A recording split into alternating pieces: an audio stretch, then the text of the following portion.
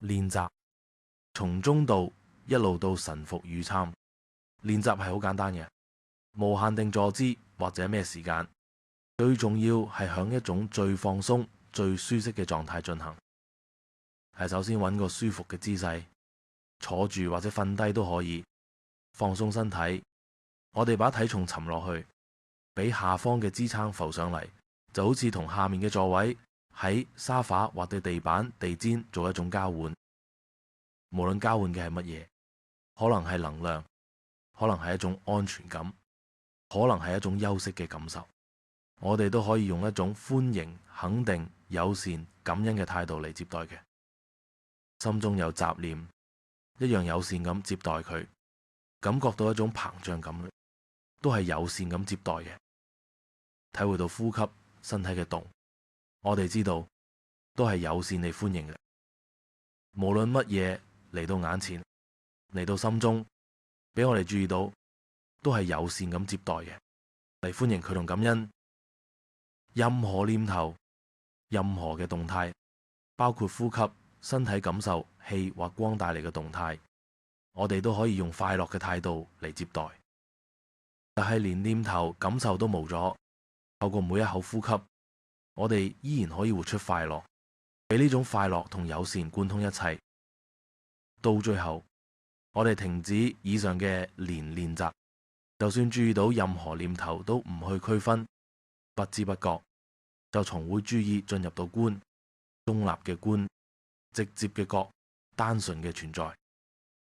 我哋唔去理身體有冇氣流或者光流，唔去理有冇呼吸，唔去理身體有冇暢通。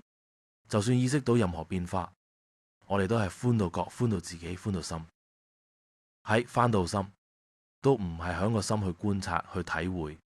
我哋可以把最後一點緊張都放開，俾佢輕輕鬆鬆擴大、放鬆、消失。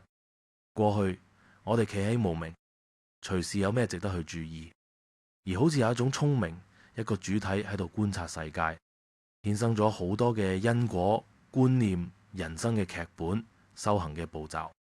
我哋透過友善嘅觀，就係友善嘅中立性，只係又快樂又舒暢又放鬆，隨時自在活出臣服。臣服最多只係輕輕鬆鬆，同時清清楚楚，隨時肯定嘅真實。人間嘅現象隨時喺度，隨時改變。我哋都只係透過一種友善嘅中立性，亦即係用中道嚟接待。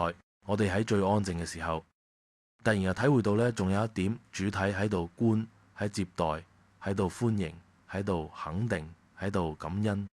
呢個體係乜嘢？無論有冇一個問嘅形式，注自然會翻到呢個源頭。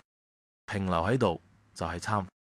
有念頭，我哋只係輕鬆回轉到呢個冇辦法表達，唔知但係冇辦法解散嘅乜嘢。我哋只係臣服到佢，快樂地交俾佢，同佢合一。